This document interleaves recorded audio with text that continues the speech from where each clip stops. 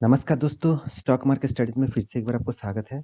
तो आज मैं बात करने वाला हूँ दिग्गज एक टेलीकॉम सेक्टर के बारे में, जिसके चर्चे हमेशा रिटेल पब्लिक के फेस में देखने को मिलेगा।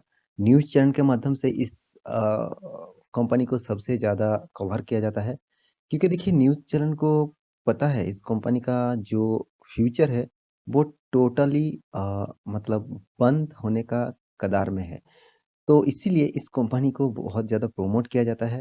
अगर इसको प्रमोट नहीं करेंगे तो रिटेल पब्लिक यहाँ पे निवेश नहीं करेंगे और रिटेल पब्लिक यहाँ पे निवेश नहीं करेंगे तो कंपनी का बहुत जल्द मतलब बंद होने का नज़दीक देखने को मिलेगा।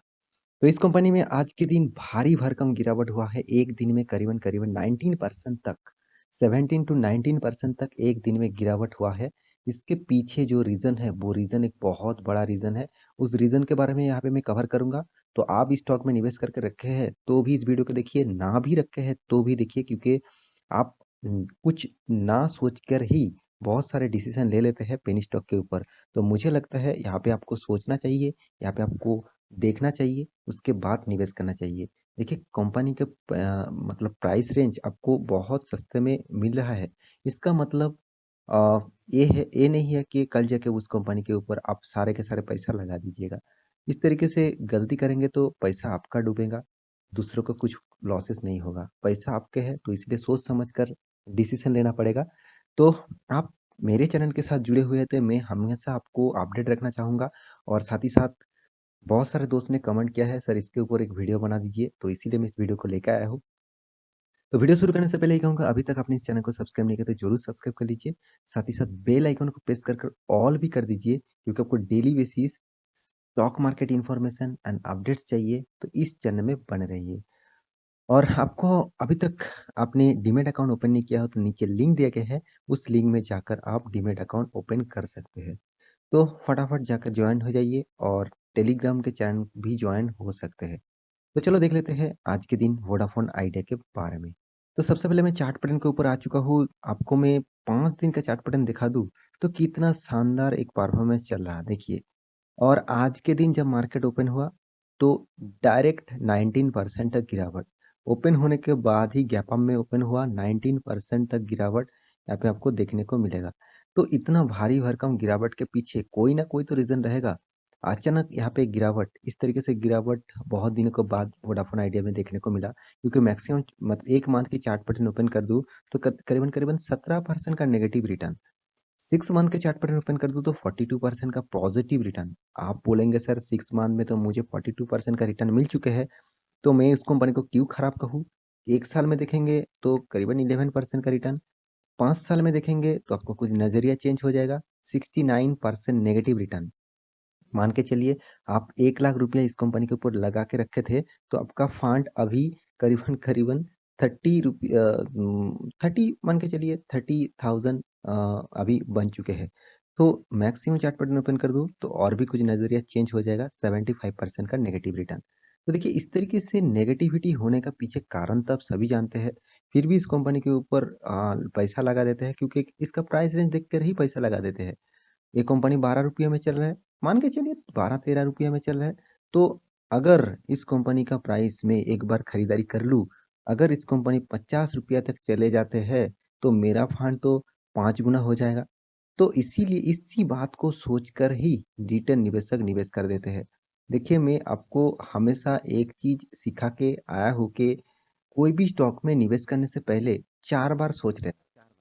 देखिए, मैं आपको उस स्टॉक के बारे में अच्छा खासा, बुरा सब कुछ बताऊँगा, मगर उससे उसके बाद भी कुछ मतलब आपके ऊपर भी कुछ स्टडी करना चाहिए, आप खुद के ऊपर कुछ स्टडी करना चाहिए, उसके बाद निवेश करना चाहिए।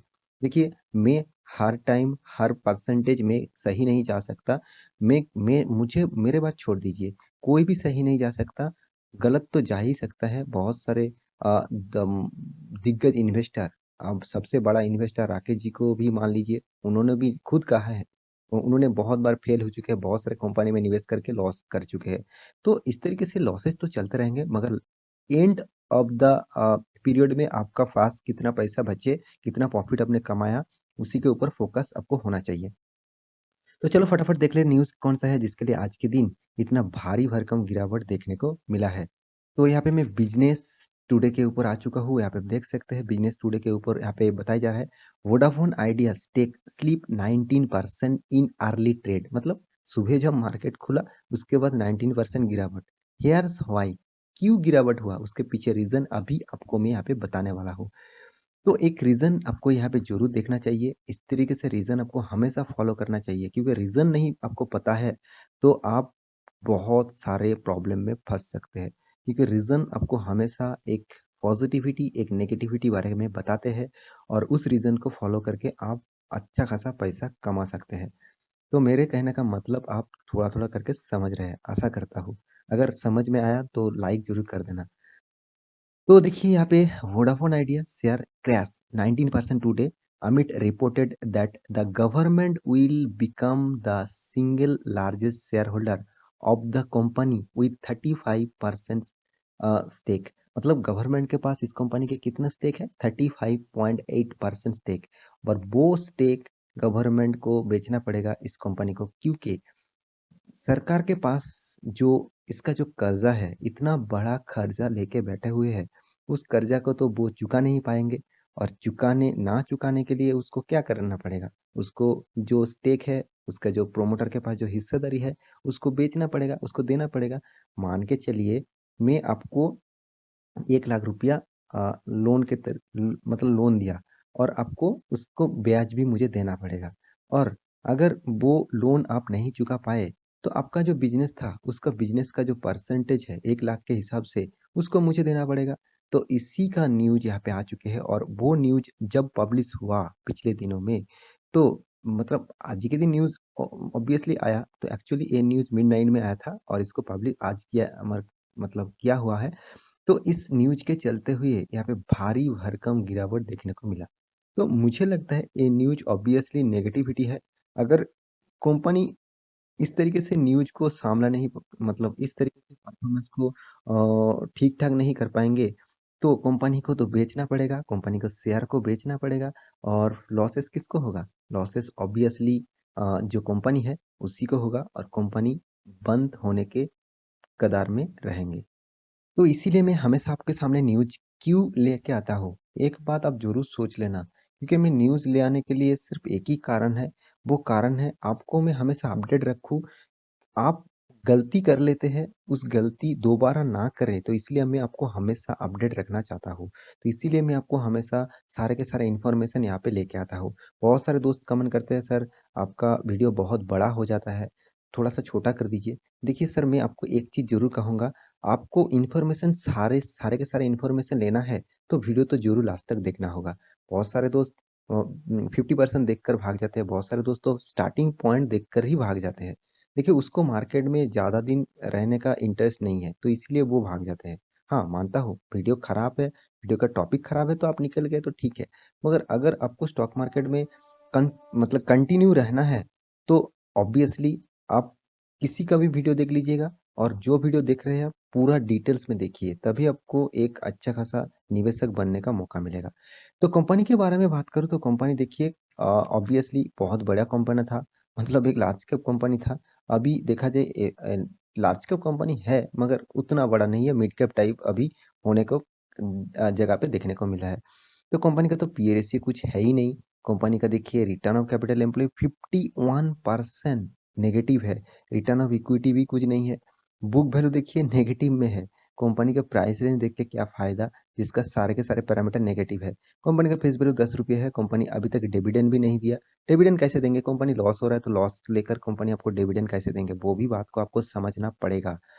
इंडस्ट्रीज पी रेशियो जो है वो 56.9 है इसका इंडस्ट्रीज पी रेशियो। और कंपनी का जो आदर्श परफॉर्मेंस है, आदर्श जो क्राइटेरिया है, उसके हिसाब से बात करूँ तो यहाँ पे आपको देखने को मिलेगा टोटल नेट प्रॉफिट जो है एनुअली, वो 44,000 करोड़ से भी ज़्यादा लॉसेस किया है। और कर्जा तो देखने के लायक है।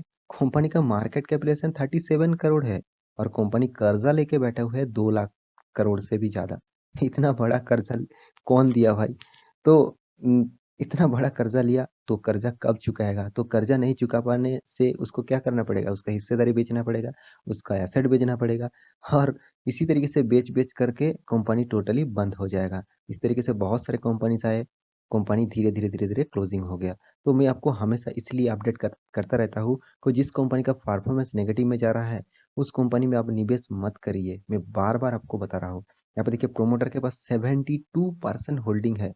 इसी 72% से गवर्नमेंट को स्टेक बेचना पड़ेगा और फिर कंपनी का फ्री कैश फ्लो भी देखिए 10,000 करोड़ है और कंपनी का ईपीएस तो नेगेटिव में ही रहेगा। तो सारे के सारे पैरामीटर आपको दिखा चुका हूँ और यहाँ पे देख सकते हैं वोडाफोन आइडिया नंबर 4 पोजीशन में है टेलीकॉम सेक्टर में और अभी तो जियो का आईपीओ भी आने वाला है और जियो अगर आज आ जाए तो वोडाफोन को तो और देखने को नहीं मिलेगा। वोडाफोन टोटली बंद होने का कगार में आपको देखने को मिलेगा क्योंकि जब जियो काम करेगा या भारती एयरटेल काम करेगा, बाकी सारे के सारे कंपनी तो डूबने के लिए ही तैयार हो जाएगा ना। तो कंपनी का परफॉर्मेंस और क्या दिखाऊँ? यहाँ पे देखिए हर साल में कंपनी अच्छा खासा प्रॉफ़िट तो ज़रूर कर रहा था।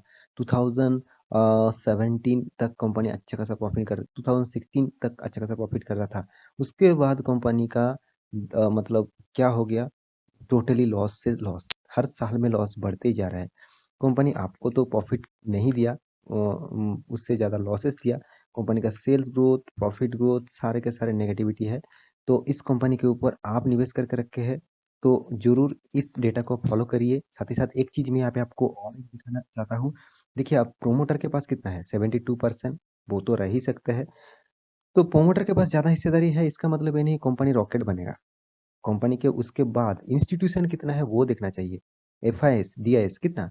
4% मतलब 1%, 2% चलो मान के लेता हूँ। तो इतना छोटा निवेश उन्होंने करके रखा है, कुछ भी हो, इस कंपनी डूब भी जाए, तो भी उसको कुछ फ़र्क नहीं पड़ेगा क्योंकि उसके पास बहुत सारे पैसे हैं। तो इस तरीके से छोटा निवेश उन्होंने करके रखा है और साथ ही साथ आप देख सकते हैं यहाँ पे पब्लिक के पास कितना 22.5% का होल्डिंग है। तो इतना छोटा होल्डिंग सॉरी इतना बड़ा होल्डिंग पब्लिक ही उठा सकता है क्योंकि पब्लिक को लगता है इस कंपनी में मैं निवेश कर दूँ और मेरा पैसा 2 गुना, 4 गुना, 5 गुना, 10 गुना भी हो जाएगा। देखिए हो भी सकता है, ना भी हो सकता है। क्या होगा उस तो वो तो बात की बात है। मगर एक चीज़ मैं यहाँ पे ज़रूर कहना चाहता हूँ, इस कंपनी में आप निवेश करके रखे हैं, तो कभी भी मौका मिले तो निकल जाइए और आप फ्रेश इश्यू बाय करना चाहते हैं, तो उसके लिए मैं बिग अब नेगेटिविटी देना चाहता हूँ। इस शेयर से दूरी रहिए, तभी आपका पोर्टफोलियो सिक्योर रहेगा। तो आशा करता हूँ सारी जानकारी आपको मिल चुका है, तो मेरा वीडियो अच्छा लगे तो लाइक करना, दोस्तों के साथ शेयर करना और चैनल को सब्सक्राइब भी करना। मिलते हैं अगले स्टॉक लेके, तब तक के लिए अच्छे से रहिए, अपना ख्याल रखिए। Bye bye.